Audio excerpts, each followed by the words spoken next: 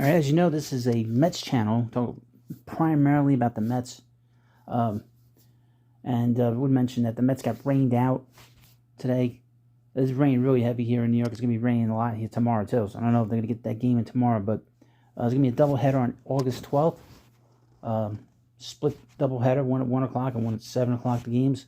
But since there's not really much to talk about with the Mets today, other than that their offense stinks right now.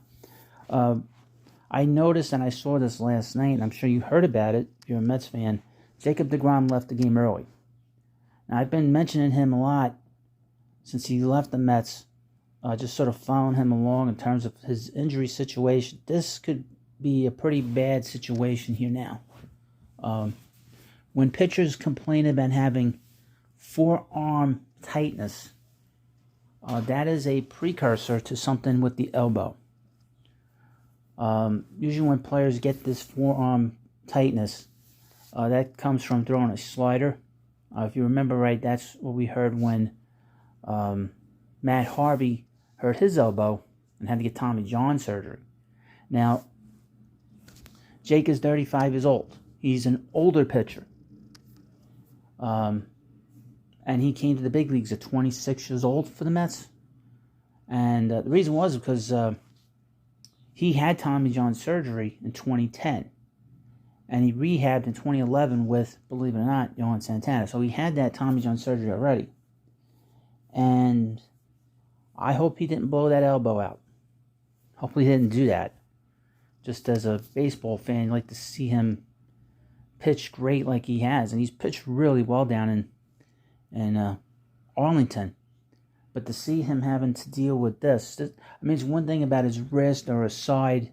Those are annoying things, but to have a injury to possibly to the elbow, you feel for the guy. You know, it comes to a point where, you know, when's this guy going to be able to stay on the field? And it doesn't seem like at this point his body can take the rigors of throwing 100 miles an hour.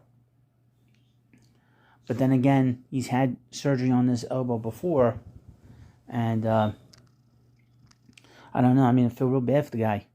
And he was really pitching great last night into the fifth inning against the Yankees. He was no-hitting them, and then he gave up a hit to Willie Calhoun. I guess that was that should have been like a warning that something. I mean, Willie Calhoun was batting cleanup for the Yankees last night, which tells you where the Yankees are right now. But the fact that Willie Calhoun, who just got called up to the majors, got a hit off of him, that might have been a precursor to something bad with that elbow. Now, he's had a lot of injuries, but this is like the one injury you don't want to see any pitcher get. This sort of soreness in the forearm, because that is a precursor to a ligament issue with the elbow. And if that's the case, he might have to get surgery again. Pray he doesn't. But it's a shame to see this happening again and again. Well, I will keep you updated as a baseball fans. I'll let you know what's going on with him. But it's a sad story. It's a sad continuation of a guy that really just bad luck with the Mets. The Mets never scored runs for him. He's got all these no decisions. To when he finally is able to get on the field and is able to pitch, and the Mets are able to win, he can't stay healthy. It's a real shame. Now I understand why, from a Mets standpoint, they didn't want to give him 5 years. You imagine if they'd done that? Now, the Rangers are in a different situation than the Mets are. They had to do it. There's a little more desperation down there. They had to deal with the Astros and the Mariners. What happened to the Mariners? And they lost Robbie Ray to injury too for this season, but that's why the Mets did not give him a long-term deal, knowing that he always has this sort of possibility of getting injured all the time. So, let me know what you think about this video. Thank you for watching. Please subscribe to the Baseball Hut. Thank you, and I'll see you later.